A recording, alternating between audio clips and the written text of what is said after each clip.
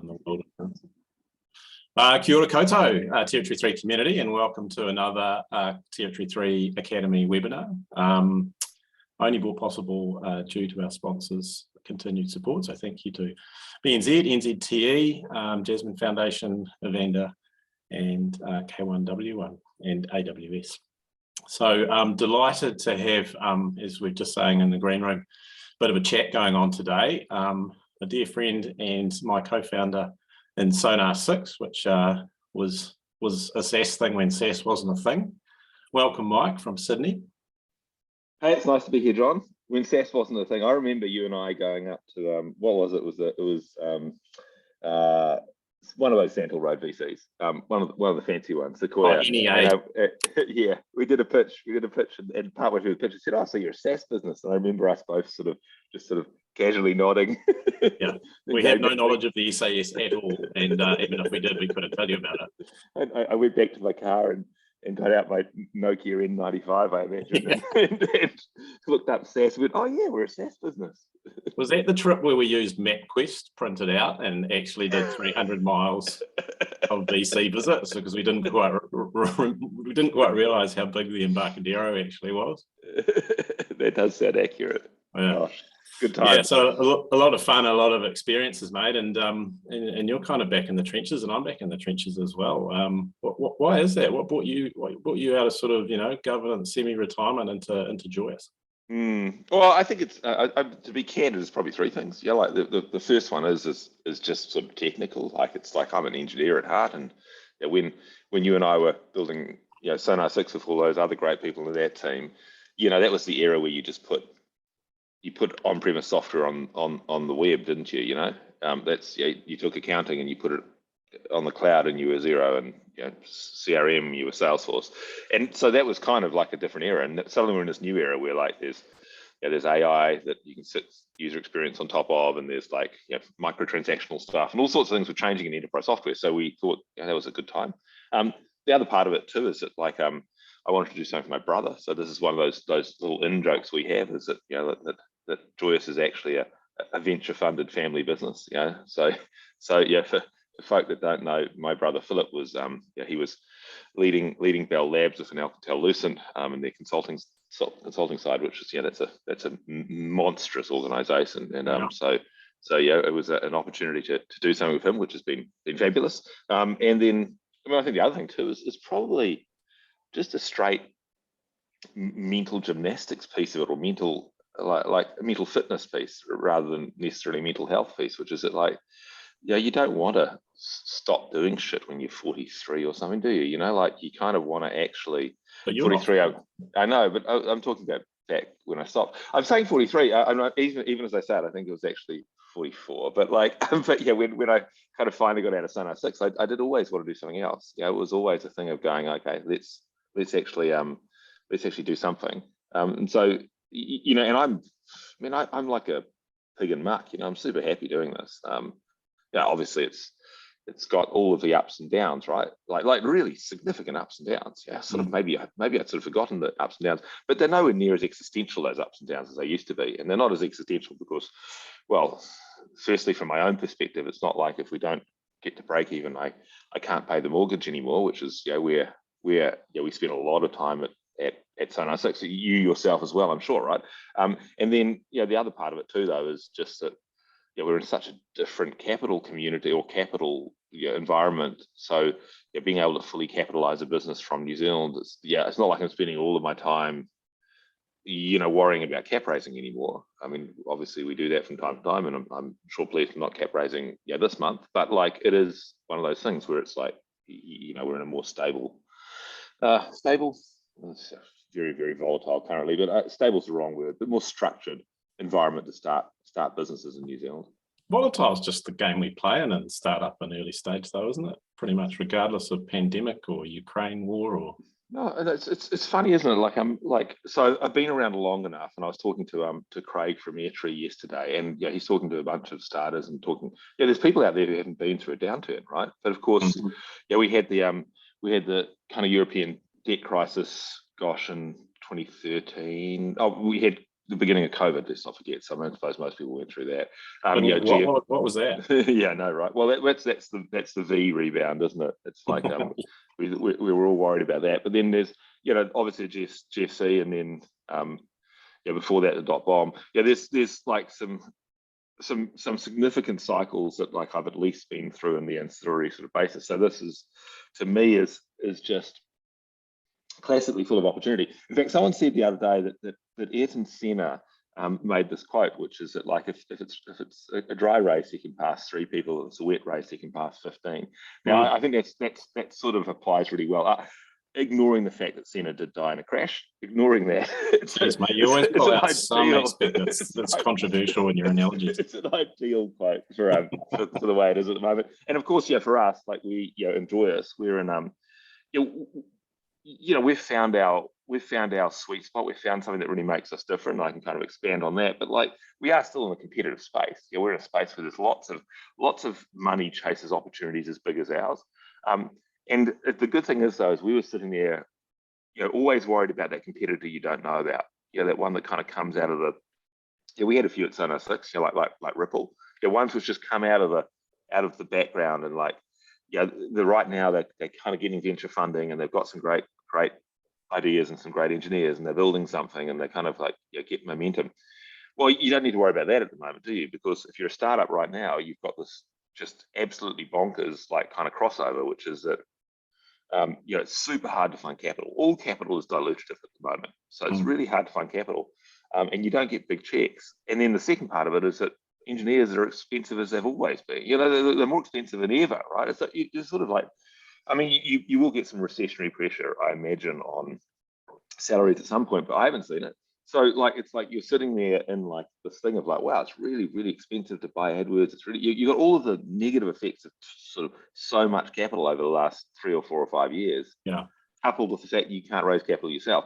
So if you are in a position where you raised capital last year at a great valuation, and you've got you've got runway ahead of you, you've got maybe you've got 30 months or something. Some people have. I mean, you've got north of 18 anyway.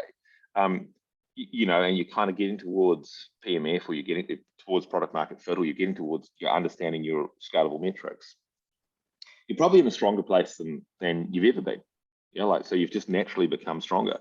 Of course, talking to your idea of volatility, that doesn't always feel like that, does it? It's like I know we're all good at being optimists, but like, gosh, I've talked to some very, very negative people in the trenches, particularly in the US and Australia over the last few weeks. Yeah, I think so. And that whole keep calm, carry on, and just keep going. I mean, it's easily said, and there's a lot to it in terms of motivation, but shit, it's hard to live it, isn't it? Well, why did you get back into the trenches, John? I mean, it's purposeful, obviously, but I'm kind of just trying to. You seem to be happy as Larry. There's fingers and lots of pies, everything. Well, I was until you mentioned, given we've just gone out for a capital raise, that it's probably the hardest environment ever. So thanks for that. It's something I need to probably log off early and contemplate. But no, it's the same thing. I mean, it's a good track in my mind, and this time around for me, I'm mixing what I've kind of found out after 42 years is kind of purpose. You're always the young one, weren't you? Yeah. Kid. Kid at heart. Purpose and impact, and that's part of the reason we changed Territory 3 too, because the principles of building something impactful from a non-profit or an impact sustainability type thing are pretty much the same as SaaS, and we talk about SaaS a lot. And I think Zone 06 was a SaaS company, that was cool, but to your point, we were just building something in an opportunity which we found like people saw us from a long, long way away think very differently about a really boring category, which was that HR, and I just want to do that again. Yeah, so, it's interesting, isn't it? It's interesting, this idea of labeling stuff too, right? We're particularly if you live in the world of venture-funded businesses, everyone loves labeling stuff. But I mean, there's a lot of a lot of momentum, particularly over the last 12 months into what was effectively called Web 3. But I do notice that whenever I receive a kind of email from a Web 3 company, it is still an email, which is quite Web 2, really, isn't it? So, possibly Web 1. So buy Google AdWords or some list they paid for. Yeah. So it is one of those things, isn't it? We're like, we like to create the labels, but we're all very, very hybrid businesses. Yeah, Yeah, so look, we've got a bunch of people online, and it's critical actually for Territory 3's mission to make sure that you folks get to ask the questions you want to. I mean, Mike's got an incredible range of experience. We're going to go multimodal here because we're going to talk a bit about governance. Obviously, we've got the founder journey, and also, you know, a marketing genius in my opinion. And I don't often say that to you because you know, I don't want to pump you up, but you know, you've done some pretty cool things around that. So let's dive in, and you know, after the prompt, folks, we'll break at 30 minutes past just to get your questions. It's critical that we answer all of those. But Joyous, you know, co-founder and co-CEO. So, you know, walk us through kind of, I think a lot of people are familiar with Joyous and what you do, but give us the tagline. But also, like, what's on the mind of that business? And also, you know, interestingly to me, you know, how does the co-CEO thing work? And yeah, where did that come from? Gosh, a lot of questions at once there, John. I will probably forget some of that as I answer it. But look, it's all right. Joyous, I forget I asked them as well, so we'll leave it hanging. It's fine. Joyous as a you know, what do we do?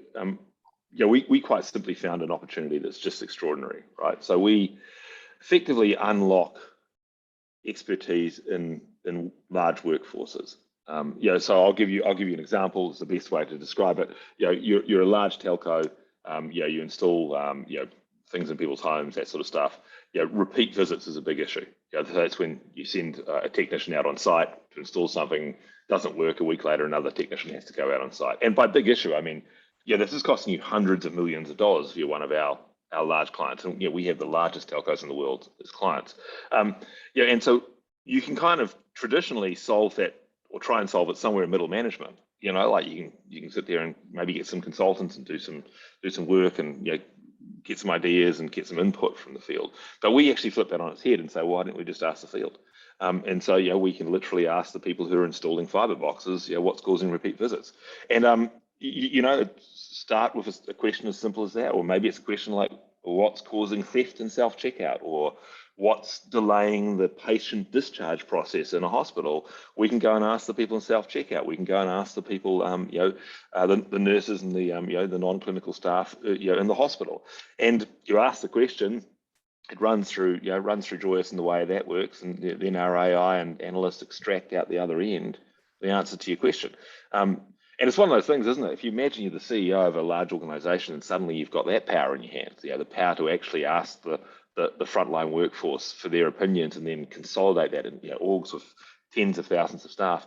You know, once you have that, you don't rescind it, do you? It's like it's a new way of thinking about things. So yeah, Joyous is, you know, you know, we've only ever focused on the world's largest companies. You know, we've got you know, we're doing extraordinarily well in telco, being used by I think 4 of the world's 10 largest telcos. And yeah, these are employers of 100,000 plus staff, right? So yeah, that's that business. You know, as far as where we're at on the journey, we're 4.5 years into the journey officially. I think that, you know, as you know, all founders know, there's probably a year and a half of kind of hard work before the journey officially starts. It's why you actually try and work out what you're doing and, you know, iterate architecture and other sort of things. But like we're 4.5 years in.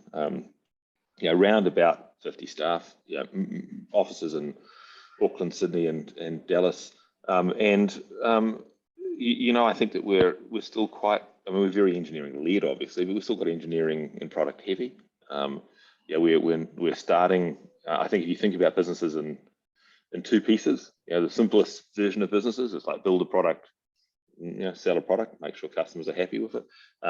Yeah, we probably spent the first 3 years on focus on build a product. Yeah, and it's, yeah, what we're doing is not, yeah, I describe it in simple terms, but it's not it's non-trivial.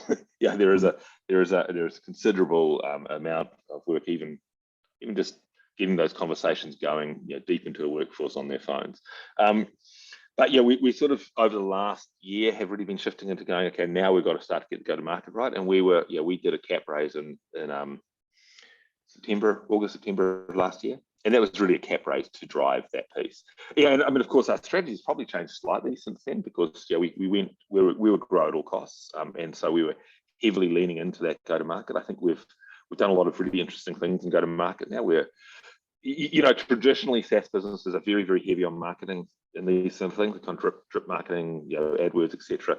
We do, you know, we've sort of defunded marketing. We do very little marketing. Yeah, we rely on the fact that we We are good at getting connection into large accounts, and those large accounts will talk to other large accounts, and we'll grow that way. And yeah, I think it's a leaf out of the book of Anaplans and businesses like that, where actually the first few years it's just about having 1 or 2 or 3 really big accounts that you can kind of learn from, and then you can go to the other big accounts. And yeah, so that's where we're at. Gosh, John, I remember when Sonar 6 was acquired, and you were out by that point. But it was a fascinating thing to me. I remember going and being part of the leadership team of Cornerstone On Demand at that point. Working for Adam Miller, who's a really, really great founder CEO. And how many staff? I mean, just for context for the audience, they're big, right? How big were they? Oh, look, at that point they were about 3,000, but they were adding.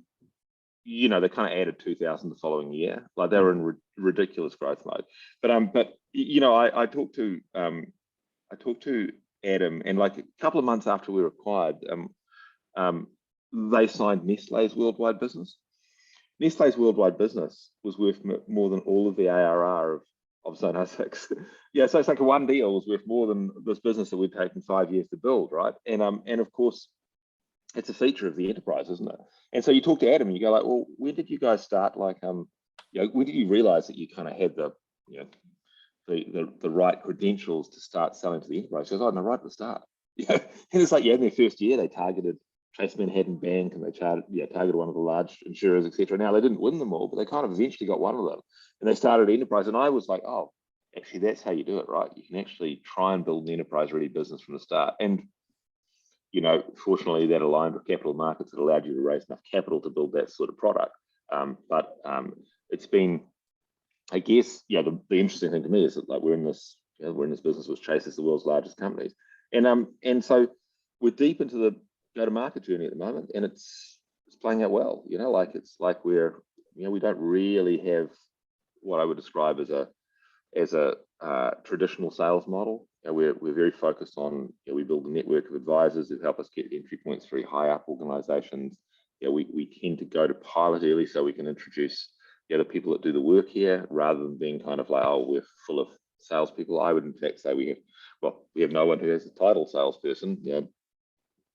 I don't want to be disingenuous. Obviously, we have people who are very focused on selling stuff, but at the same time, it's not like we're that traditional model of marketing qualified leads goes to SDRs who work hard to get a meeting, and then the meeting goes to the first meeting guy, and then it goes to the closing people, and then it goes to like kind of the customer people. Like the person you'll do the work with is probably the person you have the first conversation with. And I've got to say that whole pipeline model of marketing and sales, the pandemic just was the death knell of it, killed it off.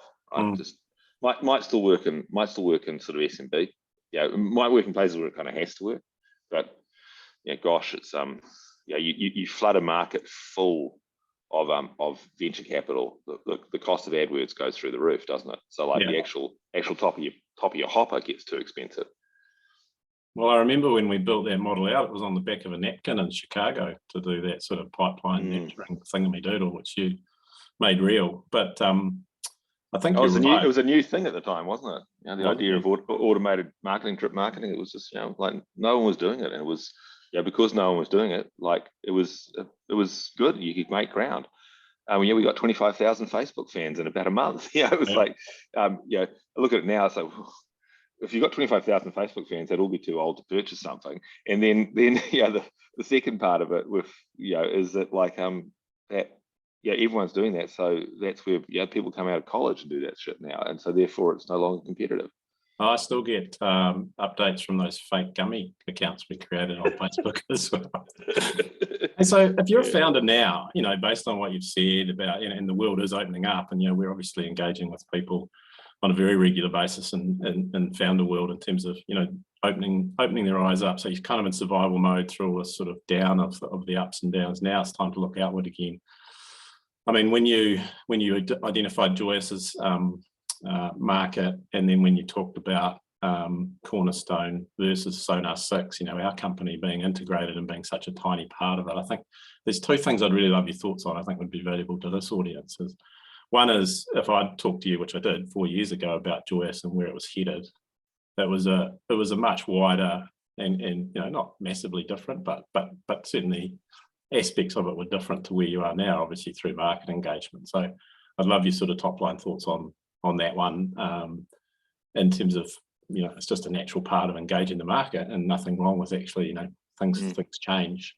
And then the second piece of that is that whole sort of, let's say I'm in wellness or mental health. I mean, the total addressable market arguably is 100%.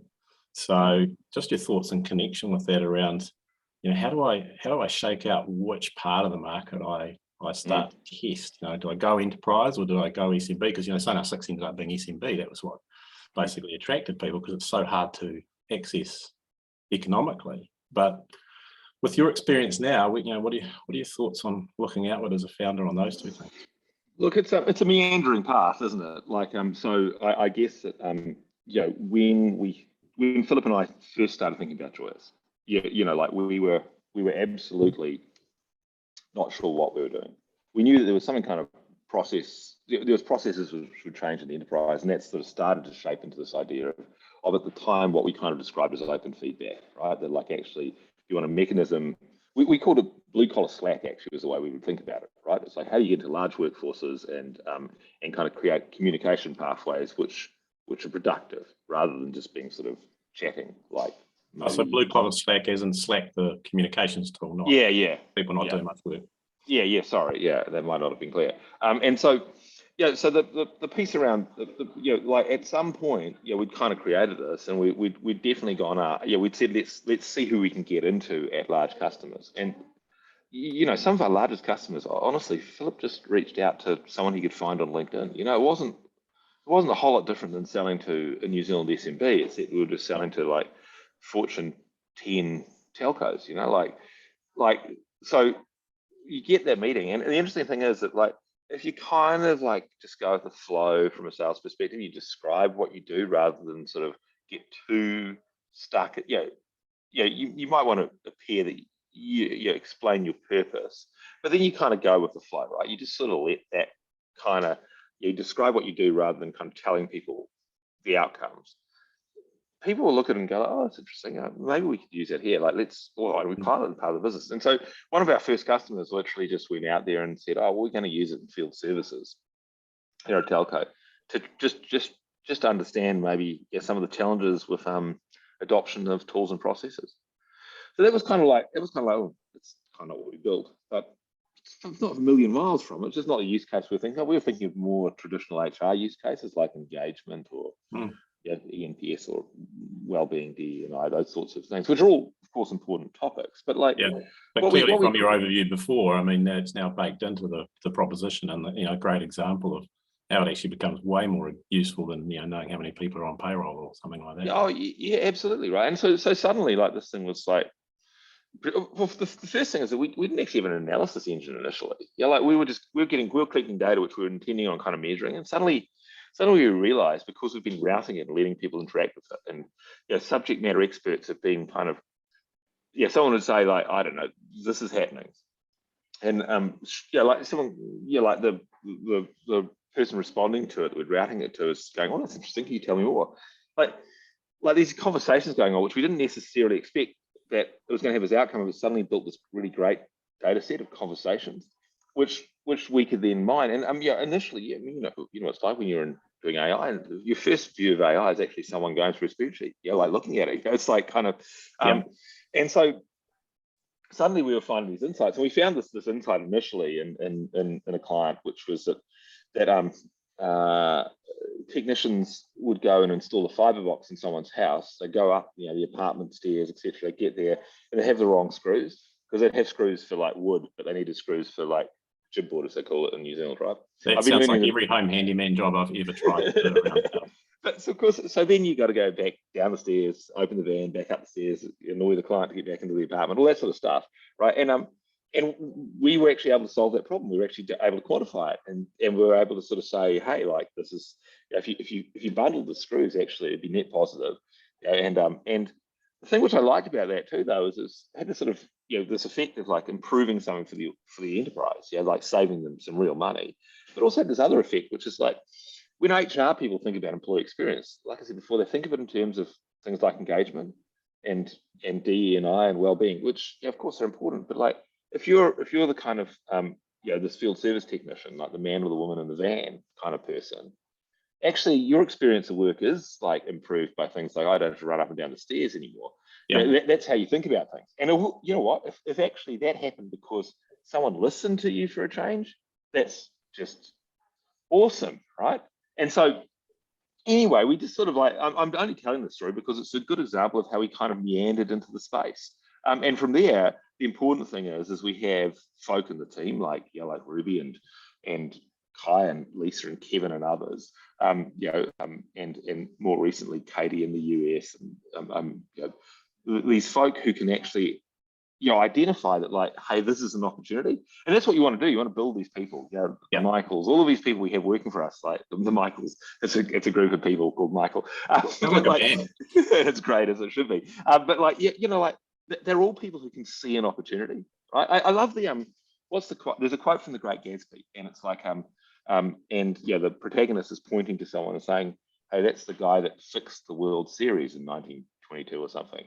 And the other guy goes, he fixed the World Series, which is a real thing, by the way, but he fixed the World Series. Like, how did he do that? And the answer is, I guess he saw the opportunity. And that's the way I think about this stuff, right? Like, it's like you just want to end up with a group of people who can see these opportunities. And then you've just got to like commit to them. And sometimes you'll have it wrong, and then you've got to back out of it. You've got to, I'm fundamentally a believer in capitalism at heart. You've got to have enough capital that allows you to make some mistakes. And you've got to have enough execution that means that most of the time you don't make mistakes. And that's kind of that piece. As far as like the other piece on markets and where you kind of target and how that kind of works, just sort of more globally. The big one for me still is that the great businesses target big markets. There's a reason that Xero is one of our iconic New Zealand businesses, is because they targeted all of accounting. Well, most of accounting anyway. They targeted a big chunk of accounting. That's like that takes some real guts to find, to go after an opportunity like that. And I think that like you and I would get told way back in the day by the old small thinking version of New Zealand, like, oh, you're a New Zealand company, so you've got to find a little niche, and you've got to target that. And that's just frankly bullshit. The actual great companies are companies that go after huge opportunities. And so one of the reasons that we were successful at Sonar 6, and I don't think we did this on purpose, I'm sure we stumbled into this, but we chased performance reviews. And, like you mentioned about mental health and well-being and those sorts of things, well, I think we figured something like 2 billion people in the world had an annual performance review. And so if you think about that as an addressable market, maybe it's worth $30 a year or something per person. That's like a $60 billion TAM. Now it helped the fact that no one was happy with that. It was a pain point, like no one liked the performance reviews. They all kind of suck. But moreover, it's just size of market. So even though we only ever achieved a tiny slither of that market, like a tiny, tiny slither, that was still millions of dollars of revenue, wasn't it? And that's the thing. It's like we had this opportunity that allowed us to be new and to be kind of the ingenue, to be naive, to not really know, but just have some momentum. But the market was big enough that worked. I sometimes see these folks going into like some very, very small kind of niche, and I sit there going like, okay, if you've got absolute expertise and real knowledge and good execution, you might pull that off. But a lot of the time, it's just so much harder, isn't it? And honestly, talk to any VC, they want $1 billion TAMs, don't they? Yeah, but I think you've also identified a key point as well, and we will talk about Sonar 6 because we had lived experience in that, but it's the humanity of it too. So we ended up there with a tagline that was performance reviews that don't suck, and the reason at last, sorry, yeah, corrected by marketing as always.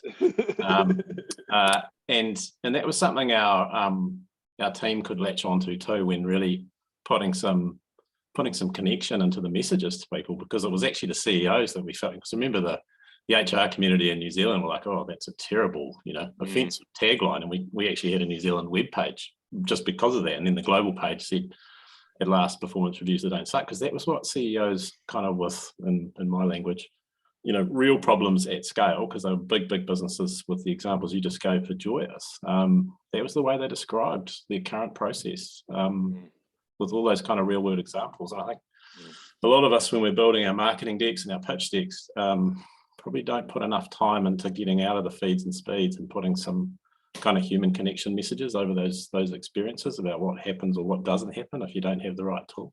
No, I mean, it's definitely about, I mean, it's all about human connection, and certainly in the kind of people are referring to this as the post-pandemic period, aren't they? Which depends who you talk to. Epidemiologists, not so much. Yeah, definite irony to that statement, isn't there? Like, and it's like if you use the metric of people on social who have COVID at the moment, I think we're in the worst place we've ever been, right? But like, what I'm saying is that in this period anyway, we've moved out of lockdowns, we've moved through that. Gosh, people are just wanting human connection. In fact, they're wanting real human connection. They're kind of, like face-to-face events are picking up. Like, I mean, I'm in Sydney, as you know, and it's like, gosh, I ring up senior people and they're like, let's do a coffee. It's a whole, like, it's a whole sort of, now I don't know how long this lasts, but that is definitely a macro factor at the moment. Is we're all aching for human connection, aren't we? 100%. Question time. We've got one question, and folks, if you do have them, we've only got 30 minutes to run, so time is running out. There are no free steak knives. David, g'day David. His question is, how do you price for large enterprises that we've been talking about? Is it per seat? Is it something else? And do you actually standardize that pricing, or is it basically configured for each customer? Look, I think that great businesses, by the way, grow on a handful of vectors, right? The first one is they've got to actually make an impact in the customer. The second one is they've got to kind of make that impact so that it's kind of viral, for want of a better term. You've got to kind of build referenceability. You've got to build advocates, people who go out there. So I always think the first thing you need to do is you need to choose customers who actually are going to use it. It's going to be great. So if you've got that sort of customers, I can probably close these guys, but they're not going to use it. Don't close them. And then you want to make sure that it's so impactful that they talk to people. But then you need to have other vectors of expansion within the account to be a really successful business. And one of those vectors of expansion is like the number of users. So like if you go into one of our big telcos, will typically start with maybe 10,000, 20,000, 30,000 users, and then over time we try and get that to 40,000, 50,000, 60,000. Eventually, try and get an enterprise-wide license for 150,000. And the other vector is you try and create. Okay, is there more use cases? Can I charge them more for more use cases? And so I've always, I guess the benefit of like doing Joyous after a number of other things is really being very, very conscious of those 4 points, and particularly in those last 2 points as per David's. The first thing is you kind of have to start a model which is like, can you work out how to charge on a per user basis? And so what we do is we charge based entirely on size of workforce in the cohort we're looking at. So if it's field services, they've got 10,000 people, we're going to charge you a number which is an absolutely set number times 10,000. And that will be we're SaaS, enterprise SaaS, so 3-year contract, charge 12 months in advance, that sort of stuff. But that's that. And then we try and find an option for another use case. So like, hey, look, we're using this in adoption of tools and processes, but why don't you use it in health and safety? And we try and layer that. And I think that we are. I don't think that we. What I see all the time is these websites which say, 1 to 100 people free, so like a freemium, and then like 100 to 1,000 and here's a price, and 1,000 to 5,000 here's another price, and maybe even some additional features or some shit. And then a fourth column, which is like 5,000 plus, call us, which is like, if a big opportunity comes along, we'll try and take that too. That's what it says to me. But we're not really set up for it. Whereas to me, it's like you kind of sit there. If you're actually chasing the enterprise, the biggest thing you've got to do is ignore the small opportunities, which is super tough in the initial phase. And of course, we've got some customers with less staff, and we've got some customers we absolutely love with only about 1,000 staff. But our target is bigger. But we learn a lot from them. We have great relationships with them. But like if someone comes to us with like 100 staff, we're like, oh no, we just can't do it. Even if you're willing to pay us lots of money, we're still not willing to do it because we're trying to build the stuff down here that I talked about, like great use cases. Well, we work best in bigger orgs. Referenceability, and evangelists. Oh well, hang on a second. If you've only got handful of staff, you're not really there. So we're just conscious about it. That's my my kind of my version of it. Yeah, and I think you've also got to be conscious about what assets you've got to have beyond the product as well, right? With all things considered, we're spending the first 2 to 3 years just building a consumer community based on public data from brands, and brands will eventually be the commercialization model, but unless they see some actual consumer engagement, which they pay nothing, they're not really going to be that interested in something to support even without cost, let alone with a subscription. I think that was with HomeStock.NZ. We did that too, right? We didn't focus on the real estate agents. We focused on consumers getting really accurate valuations they felt good about their houses, that when they went to buy a house, they'd have it open at the open home, and suddenly the agent's going, shit, this is the thing that I'm seeing on 10 out of 20 people, 15 out of 20 people. And so there's a bit of a community build to it as well, isn't there? I think it's just like early asset building is important generally, right? And it depends on what category you're in, right? And so like if you look at something like narrative, the the photo selection tool for professional photographers, and the workflow tool, well, they started with a blogging tool, didn't they? And that gave them 2 things. Gave them a ready audience so they could kind of test their stuff in, but also it gave them like thousands of people they could talk to, so they could be right at the heart of what it is to be a professional photographer, because they just knew so many of them. And I think that like everyone kind of has those different assets. Whereas if you talk to Guy Haddleton at Anaplan, he'll tell you that like their first 2 years was about one customer. I forget the customer, but that customer, I think it was Levi's, maybe, that customer was their asset. Like they're in there, they're almost on site. They're kind of trying to learn how they're using the product and so on. And that's because they're doing. Gosh, I mean, you look at them. I haven't looked at their market stats for a while, but I looked at them like a couple of years ago, and they were, they just crossed the $1 billion revenue mark, right? Yeah, about 3 billion market cap now, I think. Yeah, I think even more. Well, it's hard to say now, but now, but like at that point with $1 billion in revenue, they had like 1,000 customers, man. So their asset is very different than the all things considered asset that you need to start with. But you need to start with an asset. Like the concept of asset building is a very, very strong one, and not one that's necessarily well understood, right? I mean, even if you think about building expertise within your engineering team, it's a form of asset building, right? Well, I think also if you flip back to a customer or a prospect, I mean, they're looking at those assets as well as the product too, right? So and they might actually, particularly in New Zealand, because we're not very articulate, or we don't sort of say much of what we think, especially in a close quarters family and friends introduction or something like that. But when the evaluation matrix, which you may never see, sits on the other side, they're evaluating way more than your feeds and speeds in terms of whether it's a good bet to buy and spend money on. Oh, especially once you get into more formalized procurement processes in the enterprise too. Like there's the level of just the level of detail people get into just as a matter of course is extraordinary, isn't it? Well, I remember that first year we spent with Sonar 6 in UK specifically, got great introductions, high level expat Kiwis, big oil company, and they were all great, let's get this in. And then we hit procurement, 3 guys with, tables that were doors that we'd taken off the hinges, and not a chance, right? Yeah. Hey, we got another question, haven't we?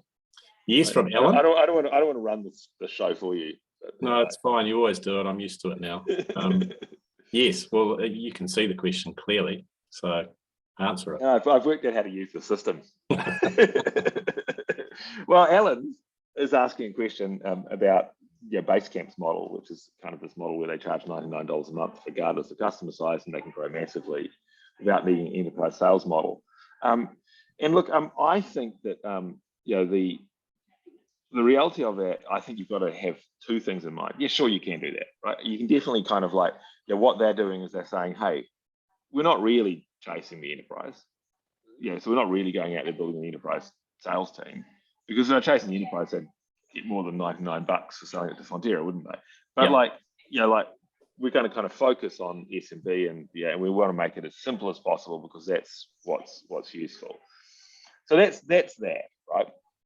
But there is this other thing to remember, which is that basically there's two kinds of SaaS businesses and there's nothing in between. So if you're a SaaS business, you either have something where you can sell something for less than $100 a month, credit card transaction on the web, and most of your go-to-market is automated, or you can sell something which is a higher ticket, typically 12 months in advance payment, et cetera, which has a sales force typically. And that is like something which costs at least $25,000 a year.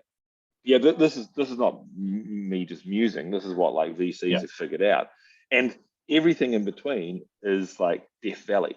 That like if you've got something which basically is going to be, I don't know, $5,000 a year, but it requires a sales force to sell, you're screwed. If you've got something that's, I don't know, let's say it's $7,000 a year and you're expecting to sell it online using a credit card, that's not going to happen. So you kind of got this in-between zone where it's just too expensive to do deals with a sales force, or too expensive to do deals without one. And so you kind of actually have to make that choice. And I would say that it's very, very hard to do the former one anymore of $99.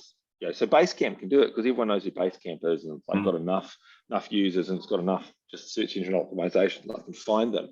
But the last few years, if you've tried to build businesses like that, you have this, even if you try and build a freemium model, you have this enormous cost of trying to attract people just sort of to your brand to start with.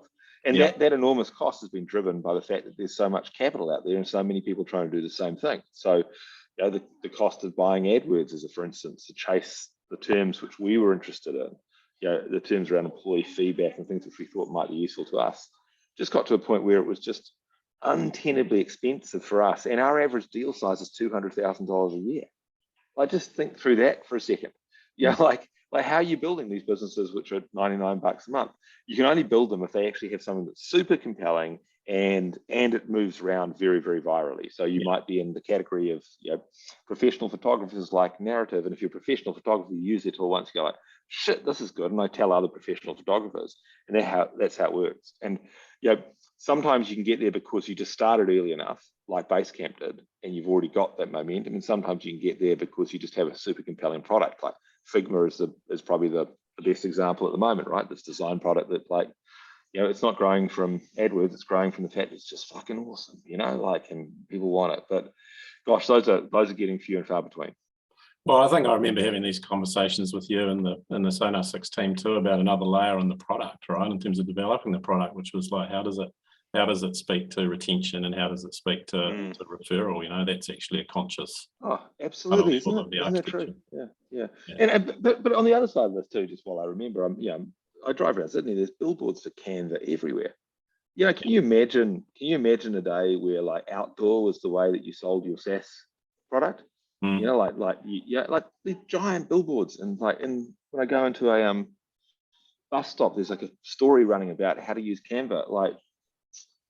We can have these sort of dreams about like I've got a product and it's $99 a month and it just sells itself. But like, gosh, some of the it's ostensibly most successful, businesses. I don't. Apparently, it's good. I mean, I keep looking at it on the billboards, going, I must get it. And that's part of the problem, right? It's like it's interruption marketing unless you have a need for an easy to use, low cost graphics design tool. Apologies, Canva, if it's kind of more further from that, but otherwise you're just sort of in people's way. And I think that a lot of people get a little bit. I talked to the guys, James from Henry. The contractor software, and they launched a big campaign where everyone backs the buses and stuff. But to me, that makes total sense because a lot of those freelance people are, they're moving between gigs. There's a sort of thesis there. But I think some of the advertising you see, let's get on TV or let's get on billboards. It's like, well, who are you trying to get to, and do they really kind of connect enough? Yeah. I mean, so I think that what you've got to do is you're going to be on the back of buses like Henry, and they've certainly done this well, very, very well in my opinion. Is they've kind of got a message that can be digested in 3 seconds. Yeah. If you do something which you can't digest that message in 3 seconds, which is sometimes the case, then that's just not an option, is it? You've got to find kind of much more word of mouth ways of getting there, because you've got to get people to kind of like I don't know, the kind of parable people use is that people kind of have to be able to describe it at barbecues, don't they? But like, you know, it's I think there's just different views of it. What I would say though, just talking about Canva for a moment, is that anyone that raised capital last year, anyone that raised capital in this market of the last few years anyway, is currently in a mode of growing into their valuation. You know, that's what we're all doing, right? And if you take the view that public market valuations have dropped between 50 and 80%, yeah, right? And you know, that's probably, you know, that's probably going to start reflecting its way down into Series A or Series B kind of investments. Well, you take that view that they've dropped that much, and then you look at like compound annual growth rates. Let's say you've got a compound annual growth rate of like 100%. Yep. You got a compound annual growth rate of 100%, and your valuation has kind of gone backwards by 80%. It's going to take you 2.5 to 3 years, even in that situation, to grow into your valuation. Yep. You know, like if you've got a compound annual growth rate of like 50%, and yeah, let's say it was more moderate, but like, you know, your valuation only dropped 50%, you're still talking about years before you. I look at some modeling, and you sit there going like, shit, it's going to take the, you know, assuming the market doesn't change, it's going to take some companies 6 years to grow into their valuation. Yeah. So we're in kind of the long haul now. I think that's a bit which a lot of people haven't really realized. And so imagine though, John, that you're at Canva with what, the 22 billion their last round. You know, like, you know, now I'm sure they're not worried about that $100 million worth of anti-dilutes in that round. I mean, it's probably not, right, because of the total size. But still, you sit there going like, wow, there's a lot of investors with an expectation that this business is worth $22 million, and like, you're going to have to grow at least 100% year on year for 2.5 years, assuming the valuation has come back by 80%, which is what you would expect, right, on the 22 billion last year, to get even close to where you're meant to be in like 12 months. Yeah, close to your valuation. So I mean, I think that there is that realization is only just now, and that's kind of creeping into SaaS businesses, and SaaS businesses are out there now. A lot of them are starting to kind of work out how do they extend their runway. And how do I extend my runway? Well, I do things like, oh, well, yeah, we'll do less travel, we'll do less, yeah, we'll do less, yeah, we'll spend less on marketing. Yeah, we'll just do things which we don't need to do. We'll cut them down. That sort of behavior in businesses is recessionary. That's what recessionary behavior looks like. So you know what? Eventually, your customers are going to start behaving in those ways as well, aren't they? And so the actual number of dollars being spent. So when you're sitting there going, well, okay, it's okay, we'll get our way out of this with our 100% compound annual growth rate. Okay, that's going to be more tough too, right?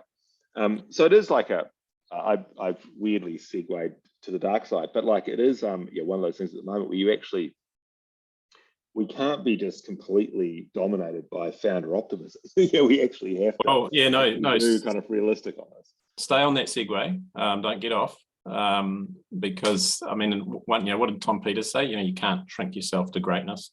But the other aspect of that too is the fear and anxiety a lot of founders, I think, are feeling if they've got some traction of actually inquiring deeply into a lot of these customers that they really, if they look in the mirror, haven't had too much of a connection with, but they're subscribing to see whether, you know, and I see this a lot, whether the product is actually unused but still paid for because, you know, the two dots haven't necessarily connected around.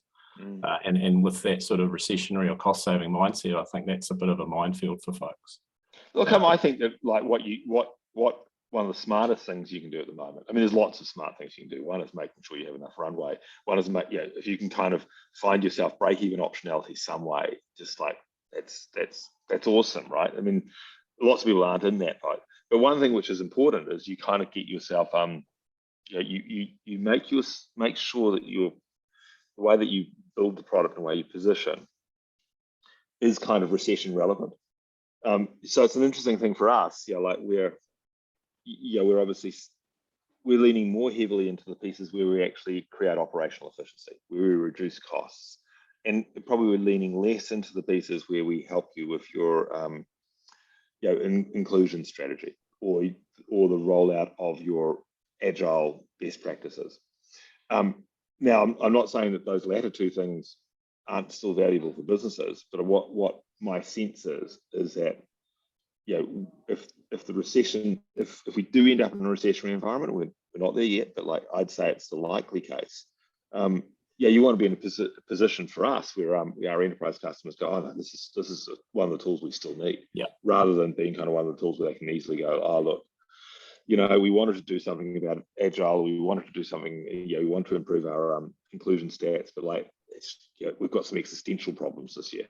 Yeah, 100%. And also to note, in my experience, and I'm sure you've seen this, or we did see it with Sonar 6, is like logical doesn't necessarily win the day in terms of what customers decide to reduce their spend on. The classic one was that for us was like training was the first thing to go in a budget when people were in difficulties and unable to hire other people. So why the hell wouldn't you just continue to try and make your current people better?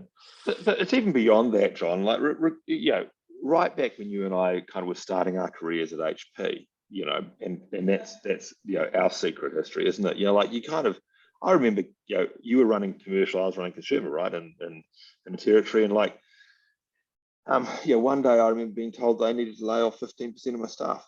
And I needed to reduce OPEX by 15%. Literally, it was just like, and where did that come from? Well, the board had decided that was important. And you were the number one consumer PC in New Zealand with some insane market share.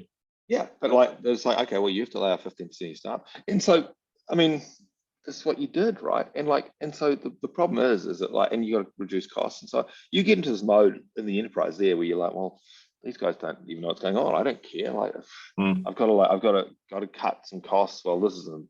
Let's just get rid of this and this and this. And like, obviously you care about the people, unless you're a sociopath. So like, you're trying to like work out, well, can I actually, what can I do around that? But like, it's like those sort of directives often happen. And so you can kind of end up in that space too. Like, there's another question. I can see. Well, I want to switch modes and hats and pants if you do that into governance briefly. So let's answer the question from anonymous attendee who's always on the call. Like this is just the most important thing, by the way. So I just want to spend a second on it. So they're saying, how do you sell the monetary savings of Joyous? So we've built a whole lot of stuff just to track impact. Impact is our kind of mantra. And so literally what we do is we say, okay, these things which you learnt from Joyous, what have you done because of them? And we'll often help people try and execute on them. And then we'll say, okay, if you hadn't done those things, what would something have cost you? If you have done those things, how much less has it cost you? Okay, that delta is what the monetary impact we've had is. And that drifts its way right up to chief executive level. It sits at the C-suite. So if there's one sort of nugget I've learned from Joyous over the last little while, from this great team of people around me, it's like, man, you've got to make yourself C-suite relevant in a recession. Like you've got to make it so that like your numbers kind of float up to the top, rather than like, if you become a process that's just running in the bowels of the organization, particularly in somewhere like HR, like, it's a whole survey process. Like you will eventually find that the information you're creating is stopping a few, like just sort of here. It's not getting up here. You're not C-suite relevant, and that just means that come the downturn, you're screwed. In fact, come the 3-year end of your contract, you're screwed as well, by the way. But no, great question, anonymous attendee. Just love that definition of value, being benefit minus cost. It's like just stay on that and get it out of your customers. And if they don't have an equation that does it, then you got a good to-do list. Isn't it funny? Years in the HR tech category, no one in HR tech ever measures anything in dollar terms, do they? And measure any outcomes in dollar terms. Sorry. Well, it's like, and it's the big company example too. Singapore's currency for our matrix when we were at HP was headcount. That was the most crucial thing to them. I mean, it just took what you're doing around revenue or market share. That was kind of inconsequential to the line managers of Asia Pacific. That was presumably a while ago, and presumably they've moved on. So yes, of course. Well, yeah, I'm sorry, not decrying HP's model currently. I have no knowledge at all. Hey, really quickly, because we've got about 6 minutes, and I really wanted to get this across to founders too, because again, traveling around the country and talking to folks, it's one of the most critical things. And you have a unique position, I think, of being a very successful director and chair as well as a founder. And the question really, because we're getting a lot of folks who are looking at their runway, who are looking at raising money, and the question actually goes to who do they need around them to optimize the ability, even just the things you're talking about in terms of those growth rates and stuff. I don't see it a lot of boardroom tables when they're considering how much to raise and who to go after for that. So, with your dual vision of being a founder and also a director, cutting away the fiduciary obligations and the solvency tests and stuff, what's the most critical piece for a founder to be asking and a director to be asking if there's a proposal to come together as a board member and a founder CEO? Look, I think you're in this phase at the moment where people really need to lean heavily into cap strategy because it affects everything else, right? The capital strategy. So and I mean that right from the perspective of what your runway actually is. Do you have 18 months runway? If you don't have 18 months runway, is there places you can sell OPEX, or is there places you can raise capital? And when it comes to raising capital, you've got to really understand the impacts of all the different ways of raising capital at the moment, and the impacts of whether you're doing a kind of safe note or convertible, or whether you're out there kind of doing a priced round, and who you're likely to go to, and how that's likely to work, and then kind of balancing that up with how dilutionary is that? Balance the kind of existential question with the dilutionary question, and so I think you just have to have people who kind of have that understanding at the moment, that kind of piece. And I think you'll find that sometimes, people. I mean, I'm on the board of a few companies with some really serious, VC directors, and I'll find that they're changing their opinion on some of the stuff every week, because the world is changing so quickly at the moment. And so I think you actually have to have people who aren't sort of sitting there going, well, back in 1996 when this happened, this is what we did. You actually got to have people who are kind of living and feeling it all the time right at the moment. Yeah. And so I think that's kind of one part of it. The second part of it is you do need someone. You need people who are who kind of understand the struggle, because there's nothing worse than trying to raise capital in a market where because right at the moment only people who have to raise capital are raising capital. That's what I would assume, right? So that's not the best time to raise capital, is it? So it's if you're in that phase where you've suddenly gone actually we need to make sure we're capitalizing this business properly, it's kind of a tough place to be. So you need a lot of kind of support around you as well, right? So you kind of want to make sure that you've got board members who understand the challenge, rather than they're just sort of sitting there going well, why haven't you raised to close the round? You've got to kind of have people who kind of understand that.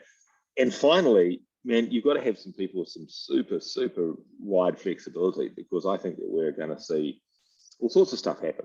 And all sorts of stuff happen is fine, right? But you can't have someone who just goes, well, our only model here is to raise VC capital. You've got to have people who are willing to go well, is there customers that might be wanting to is there partial trade sale? Is there is there corporate money? The multitude of things, which I guess folk who've been through enough cycles know. You kind of, it's not what's the way? I mean, John Henderson from Airtree put it to me this way: it's tourists have left town, haven't they? So it's not like the funding is now being buoyed by family offices and crossover funds, and it's hardcore VC that's in there now that's funding these businesses. And so it's kind of someone that has an understanding of what funding models look like in the pit is important too.